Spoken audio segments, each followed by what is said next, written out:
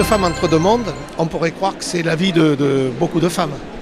Mais malheureusement, c'est la vie de beaucoup de femmes parce que c'est effectivement l'histoire de deux femmes, l'une qui est enfermée entre des murs et incarcérée, et l'autre qui est libre mais malgré tout qui est enfermée dans quelque chose qu'elle ne mesure pas mais qui est une vraie prison.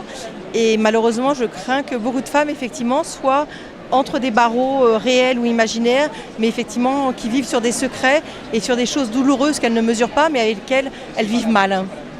Et vous êtes inspiré de faits réels pour écrire ce roman ? Je me suis inspirée de beaucoup de témoignages de femmes que j'ai entendus. Alors, moins pour les femmes incarcérées parce que je connaissais mal ce monde. Voilà, donc cette femme-là, je l'ai un peu imaginée. En revanche, les femmes qui sont vraiment libres, c'est-à-dire qui sont hors de prison et qui vivent au contact d'hommes violents, manipulateurs, avec des souffrances de l'enfance, ça, c'est vraiment beaucoup de choses que j'ai lues, entendues. Et ça, je crains que ce soit des réalités.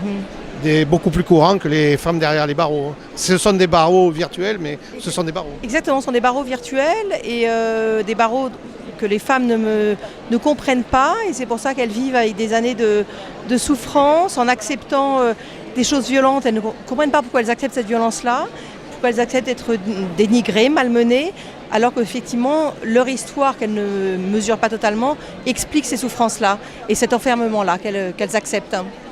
Et cette soumission, on arrive à l'expliquer ? En général, on arrive à l'expliquer quand elle travaille dessus parce que ça révèle des souffrances de l'enfance, des violences, des maltraitances de l'enfance qui font qu'effectivement elles acceptent d'être déconsidérées. Voilà, elles acceptent que des hommes puissent les maltraiter, les malmener et qu'elles disent effectivement je mérite ça. Voilà, je dois payer pour quelque chose. Et c'est des choses qui sont très compliquées parce que c'est très enfoui, très secret. Et il faut qu'elles fassent un énorme travail sur elles-mêmes pour arriver à comprendre pourquoi elles acceptent ces violences-là. Mais il y a beaucoup de femmes, bien sûr, dans ce cas-là. Bien sûr qu'elles aiment aussi ces hommes-là. Et c'est ça le problème, c'est que ce sont souvent des hommes aussi qui sont très attirants. Ça, on le sait. Et puis voilà, c'est vrai qu'elles les aiment, mais on a le droit d'aimer, on n'a pas le droit d'être maltraité dans l'amour. Donc il faut effectivement savoir faire la différence et c'est très compliqué.